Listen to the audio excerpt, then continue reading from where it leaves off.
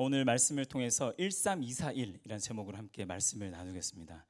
13241 제가 제목을 전달드렸는데 우리 전달받은 목사님이 갸우뚱하셨습니다. 목사님 이게 뭔가요? 라는 그 뉘앙스로 저한테 말씀하셨는데 13241이 어떤 의미일까요? 맞추시는 분에게는 제가 식사를 대접해 드리겠습니다. 13241 13241 어떤 의미를 가지고 있을까요? 답을 찾으려면 한 30분 이상이 걸릴 것 같아서 제가 답을 드리겠습니다. 제 손가락을 잘 보시면 됩니다. 제 손가락을 잘 보시면 답이 있습니다. 하나님이 세상을 이처럼 사랑하사 독생자를 주셨으니.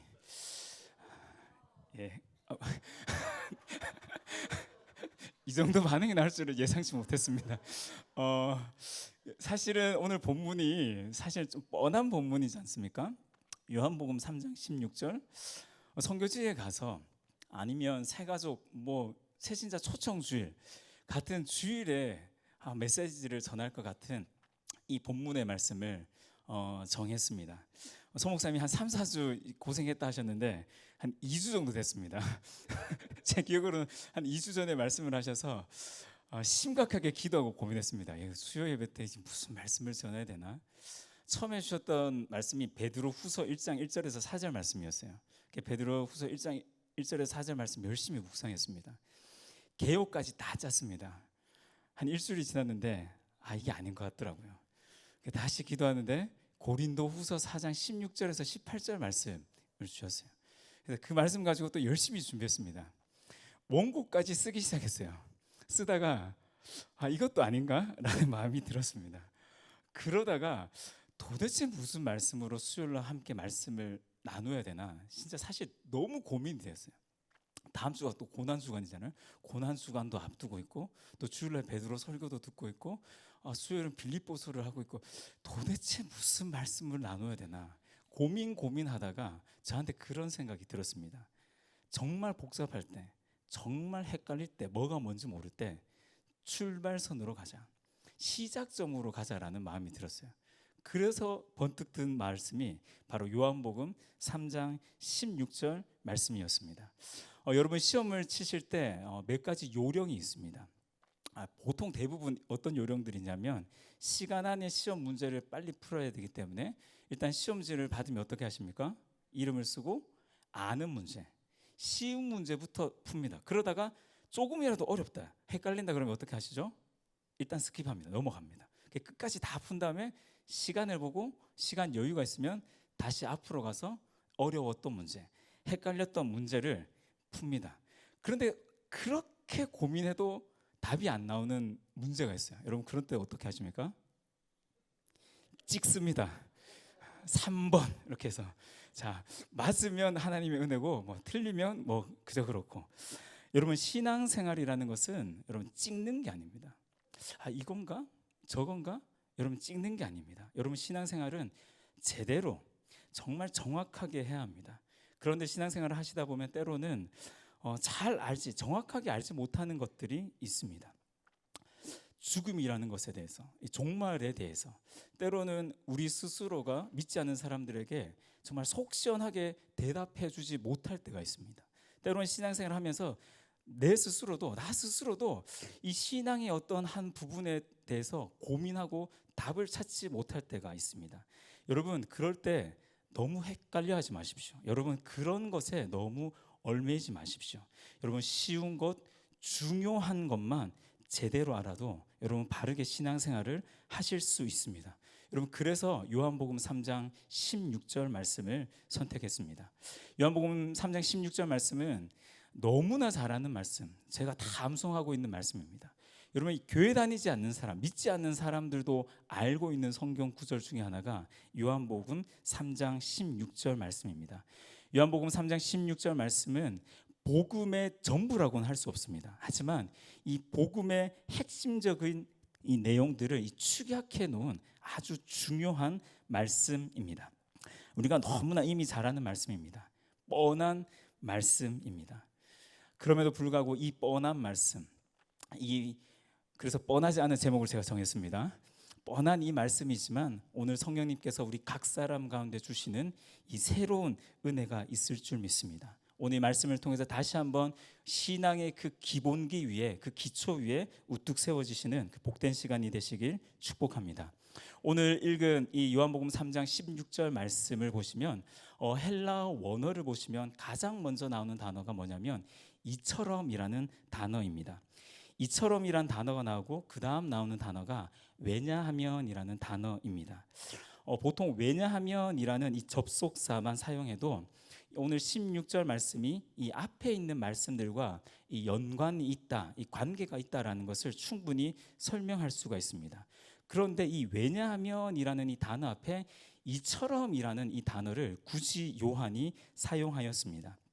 원래 이 이처럼이라는 이 후토스라는 이 헬라 단어는 원래의 뜻은 형용사 앞에 붙여지는 이 부사로 사용됩니다. 그래서 형용사 앞에 사용되어져서 이 매우 많은이라는 뜻을 가지고 있습니다. 그런데 이 이처럼이라는 이 단어가 문장 제일 앞부분에 오면 이 말씀이에요. 이 뒤에 나오는 이 말씀은 앞에 설명한 말씀과 깊은 연관 관계를 가지고 있다라는 것을 강조하고 있습니다. 그러니까 왜냐하면 하나님이 세상을 사랑하셨다라고 해도 되는데 굳이 요한이 이처럼 왜냐하면 하나님이 세상을 사랑하셨다라고 말하는 이유는 요한복음 3장 16절 말씀이 이 16절 앞부분에 나오는 즉 3장 1절에서 15절 말씀의 결론과 같다라는 것을 강조하기 위해서 오늘 이 단어를 첨가한 것입니다. 여러분 그렇다면 요한복음 3장 1절에서 15절까지의 말씀이 무엇일까요? 요한 보시지 않아도 너무 잘 아는 말씀입니다. 니고데모와 예수님과의 대화입니다. 유대인의 지도자였던 그리고 바리새인이었던 이 니고데모가 한밤중에 예수님을 찾아옵니다. 그리고 예수님과 여러 가지 이야기 대화를 나누었습니다.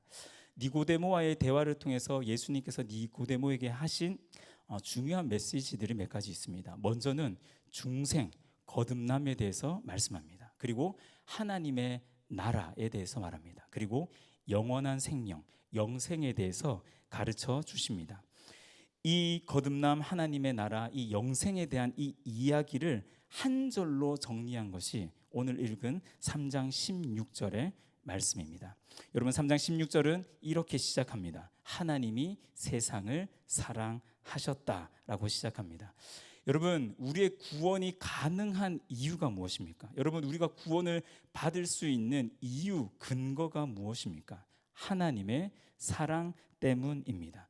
전적인 하나님의 사랑이다. 성경은 우리에게 말하고 있습니다. 여러분 그렇다면 사랑을 어떻게 정의할 수 있을까요? 여러분들은 사랑을 어떻게 정의 내리고 있으십니까? 사랑을 정의 내리기 위해서 조금 쉬운 방법이 있는데 사랑의 반대말을 찾으면 됩니다. 여러분 사랑의 반대말이 무엇이라고 생각하십니까? 많은 사람들이 사랑의 반대말은 무관심이라고 정의를 내립니다. 저도 이것에 동의합니다. 자, 그러면 사랑의 반대말이 무관심입니다. 그러면 사랑은 무엇일까요? 관심이라고 볼 수 있습니다. 즉 하나님이 우리를 사랑하셨다라는 이 말은 하나님이 우리에게 관심을 가지고 있다라는 의미입니다. 하나님은 정말 우리에게 관심을 가지고 계십니다. 좋은 의미로 정말 우리에게 집착하시는 분이 예수님 하나님이십니다. 누가복음의 말씀을 보시면 이런 말씀이 있습니다. 우리의 머리털까지 다 세신 바 되었다. 우리 머리카락이 몇 견지까지 다 알고 계시는 분이시다라고 말하고 있습니다. 시편 말씀을 보시면 우리의 생각을 다 알고 계신다라고 말씀하고 있습니다. 제가 지금 여러분들이 무슨 생각하고 계신지 알 수가 없습니다. 신정진 목사님 머리 깎았는데 스타일이 이렇게 머리 스타일을 지금 생각하고 계신 분들도 계실 수 있어요. 어떤 분들은 오늘 손 목사님 설교하는 줄 알고 왔는데 집에서 예배드릴 거 이렇게 생각하시는 분도 있을 수 있습니다. 어떤 분들은 저녁을 못 드시고 오셔서 빨리 예배 마치고 집에 가서 맛있는 김치찌개 먹어야 되겠다 이렇게 생각하시는 분도 계십니다. 저는 여러분들이 무슨 생각하고 있는지 모릅니다. 그런데 시편 말씀을 보면 하나님은 우리가 지금 무엇을 생각하고 있는지 다 알고 계신다라고 라고 말합니다. 뿐만 아니라 우리가 앉는 것, 우리가 일어서는 것까지 다 알고 계신다라고 말씀합니다. 이사야 말씀을 보시면 우리가 어머니의 태중에 있을 때 우리를 부르셨다라고 말합니다. 우리가 복중에 있을 때 우리의 이름을 기억하셨다라고 기록하고 있습니다. 혹시 부모는 잊을지라도, 너를 낳은 부모는 잊을지라도 나는 너를 잊지 않는다라고 말씀하고 있습니다. 여러분, 성경을 보시면 하나님은 정말 우리를 주목하고 계십니다. 정말 우리에게 관심을 가지고 계십니다. 연약하고 부족하고 죄 많은 우리에게 지나치리만큼 관심을 가지고 계십니다. 그런데 오늘 말씀을 보시면 하나님의 이 사랑의 대상이 누구입니까? 세상이라고 말합니다. 여러분, 요한복음에서 이 세상이라는 이 헬라어 단어는 항상 이 하나님의 나라와 대적하는 인간의 영역을 의미하는 단어입니다. 즉, 죄로 말미암아 이 타락한 모든 피조 세계를 세상이라고 말합니다. 즉, 하나님은 나를 사랑하실 뿐만 아니라, 하나님은 우리를 사랑하실 뿐 아니라 이런 죄로 말미암아 타락한 이 피조 세계를 사랑하신다라고 말씀합니다. 예수님을 믿는 사람들만 사랑하시는 것이 아니라 모든 사람들을 사랑하신다. 여기에는 하나님이 만드신 자연 만물, 피조 세계까지 포함이 됩니다. 여러분, 이처럼 하나님의 사랑에는 제한이 없습니다. 하나님의 사랑에는 한계가 없습니다. 우리가 이웃을 사랑하고 원수를 사랑해야 하는 이유가 무엇입니까? 왜 크리스찬들은 더 자연을 보호하고 자연을 아껴야 하는 것입니까? 하나님께서 세상을 사랑하시기 때문입니다. 하나님의 사랑은 우리가 생각하는 이 수준과 이 차원과 전혀 다릅니다. 우리는 늘 우리 수준으로, 우리 차원의 사랑을 기대하고 생각하기 쉽습니다. 하지만 하나님의 수준, 하나님의 차원은 다르십니다. 하나님의 그 수준으로, 하나님의 차원으로 우리 한 사람 한 사람을 사랑하고 계십니다. 여러분, 그렇기 때문에 우리는 하나님의 사랑을 다 알 수가 없습니다. 우리의 수준으로 하나님의 그 높으신 수준, 하나님의 그 고차원적인 그 차원의 그 사랑을 우리는 다 이해하고 다 알 수가 없습니다. 그래서 찬송가의 가사처럼 하늘을 두루마리 삼고 바다를 먹물 삼아도 한없는 하나님의 사랑, 우리는 다 기록할 수가 없는 것입니다. 하나님의 이런 사랑, 이 사랑을 하나님께서는 우리에게 주셨습니다. 어떻게 주셨는가? 이 사랑을 표현해 주셨습니다. 여러분, 사랑이라는 것은 어떤 감정적인 영역만이 아닙니다. 여러분, 사랑은 표현되어져야 합니다. 예전에 이 초코파이 광고 CM송 중에 이런 노래가 있었습니다. 말하지 않아도 알아요. 아시는 분들은 좀 오래되신 분들이십니다. 모르시는 분들은 좀 젊으신 분들이세요. 이 노래가 나오고 나서 이게 초코파이를 말없이 이렇게 건네주는 광고가 있습니다. 이게 뭐죠? 말 안 해도 초코파이 하나면 내 정이, 내 사랑이 충분히 전달된다라는 겁니다. 여러분, 때로는 말하지 않아도 알 수가 있을 수 있습니다. 어느 정도는 알 수가 있겠죠. 하지만 여러분, 말하지 않으면 알 수가 없습니다. 정확하게 알 수가 없습니다. 여러분, 말을 해야 합니다. 말을 해야, 표현을 해야 정확하게 알 수가 있습니다. 이처럼 사랑은 실체로 우리의 삶 가운데 드러나야 합니다.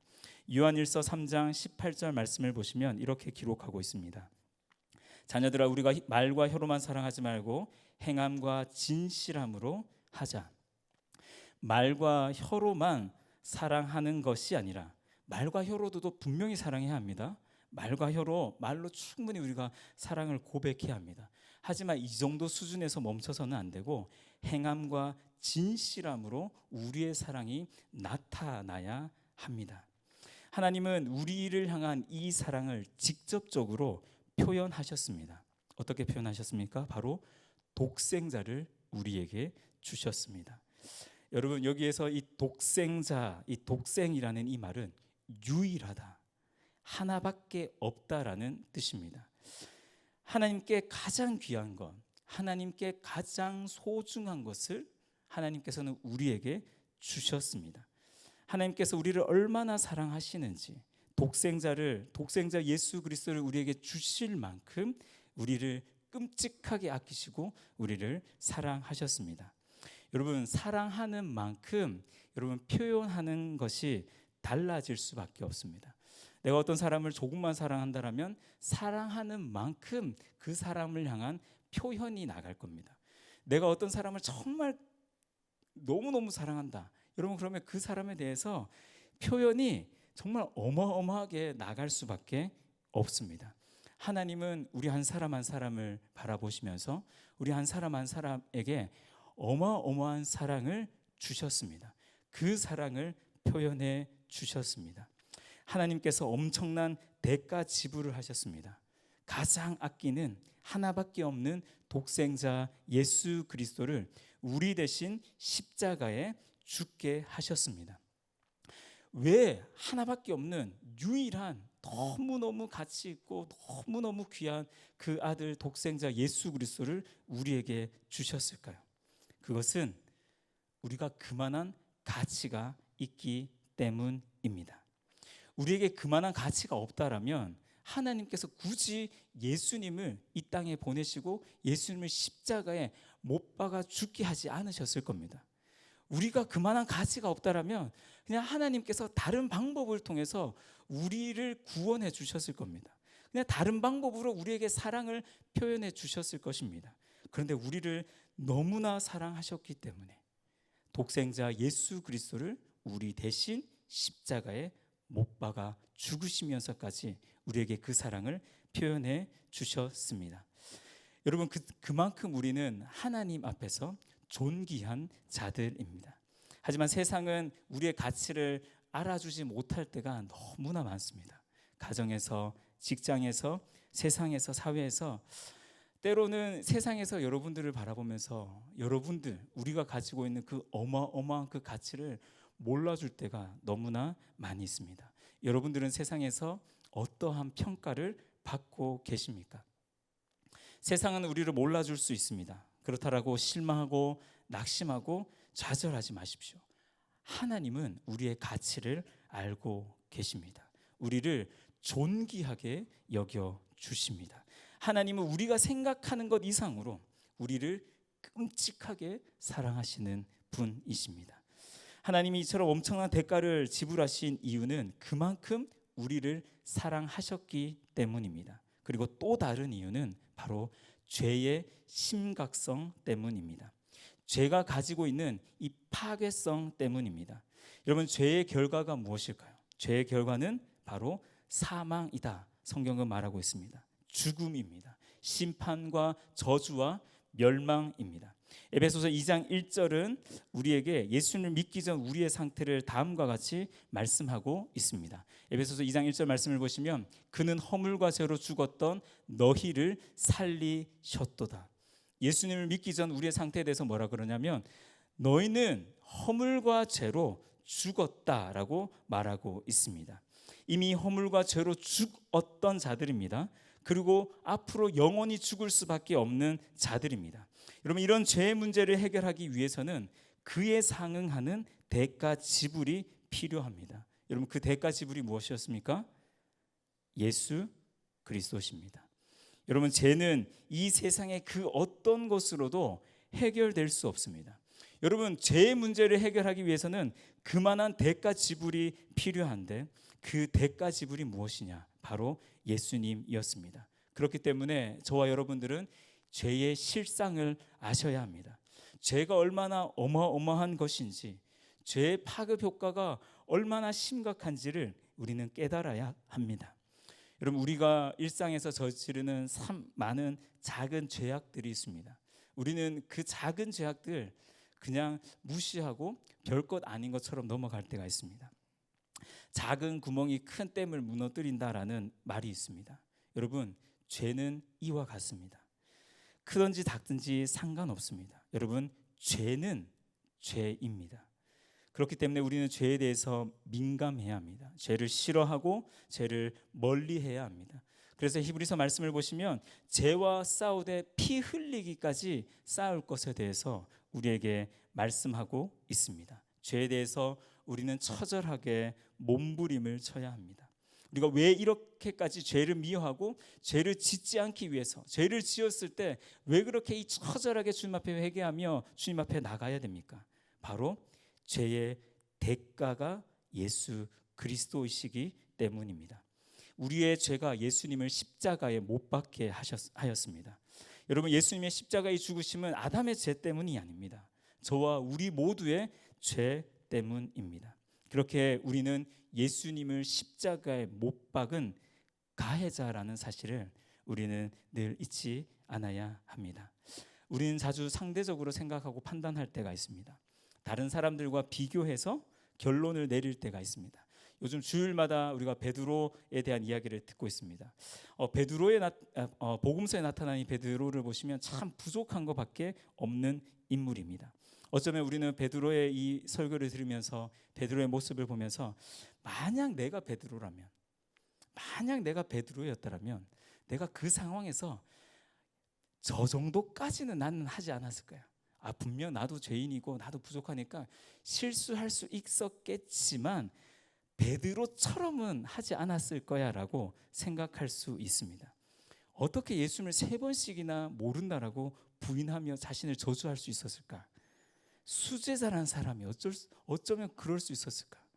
우리 모두는 스스로 나는 아니야 라고 생각을 합니다. 나는 그 정도는 아니야. 나는 내가 이 정도면 저 사람에 비해 훨씬 낫지 않나. 저 사람은 저렇게 큰 죄악을 저지르는데 나는 저 사람에 비해서 심각한 죄는 저지르지 않고 있지 않은가. 여러분, 우리가 이렇게 생각하고 말을 한다라면, 이렇게 생각하고 말하는 우리를 향해서 예수님은 어쩌면 이렇게 말씀하실 수 있습니다. 네 눈에 있는 들보를 봐라 라고 예수님은 어쩌면 우리에게 말씀하실 수 있습니다. 너도 똑같다. 다를 게 없다.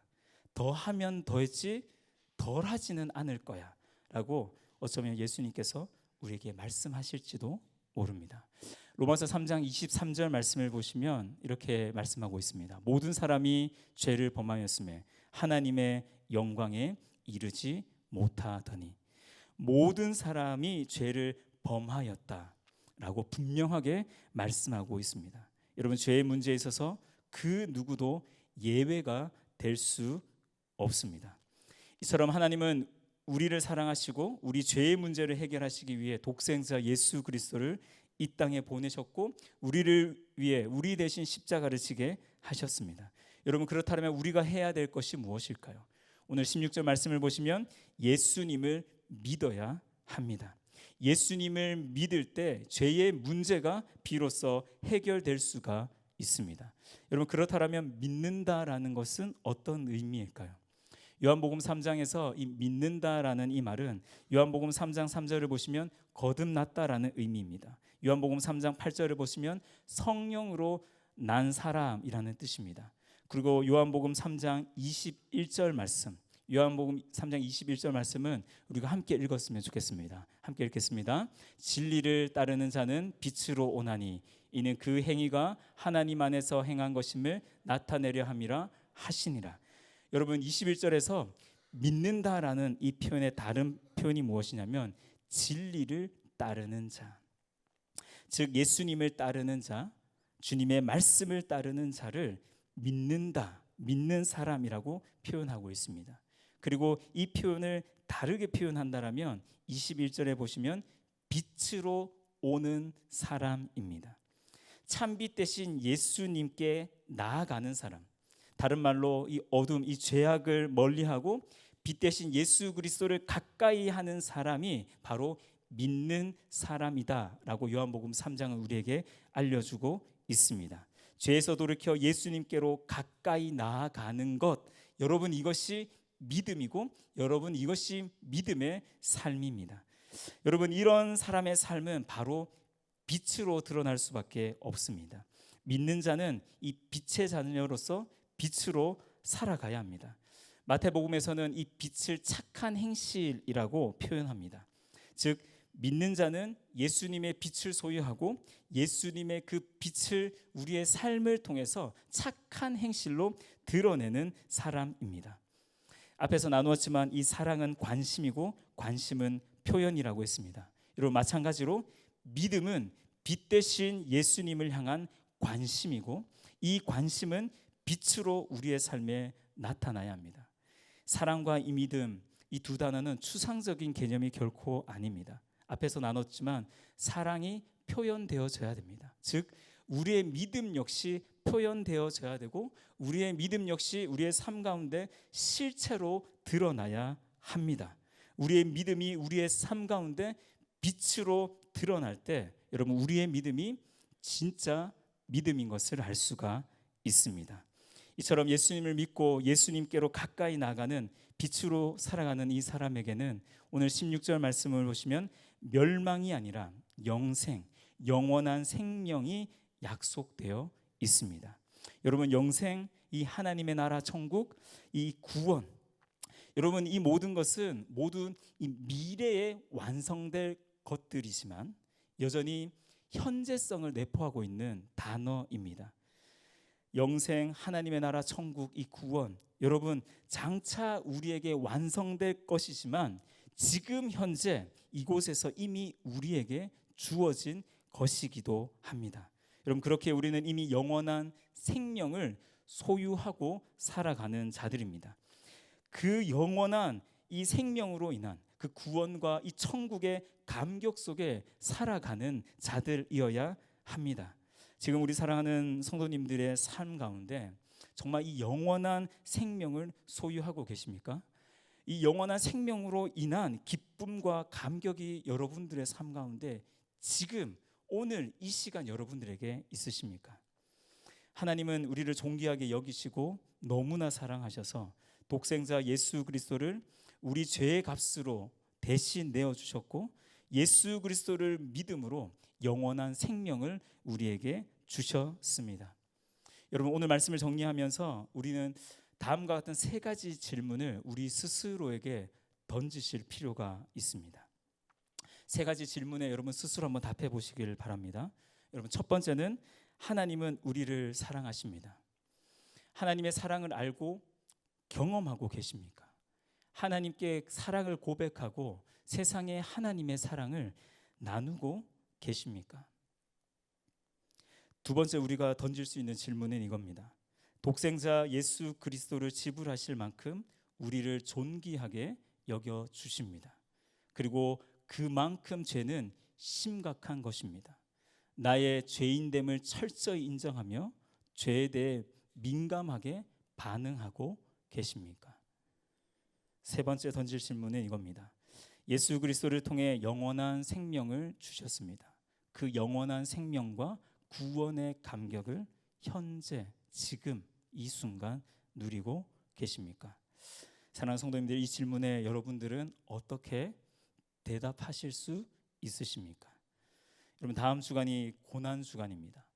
여러분 고난 주간에만 십자가를 묵상하는 것이 아니라 우리는 십자가, 우리를 향한 최고의 사랑, 예수 그리스도의 사랑을 묵상하며 그 십자가의 사랑의 은혜를 알고 죄의 비참함을 깨닫고 십자가를 통한 구원과 자유와 승리를 누려야 합니다. 하지만 이 바쁜 시대를 살아가면서 어쩌면 우리는 주님의 사랑을 잊어버린 채 살아갈 때가 있지는 않습니까?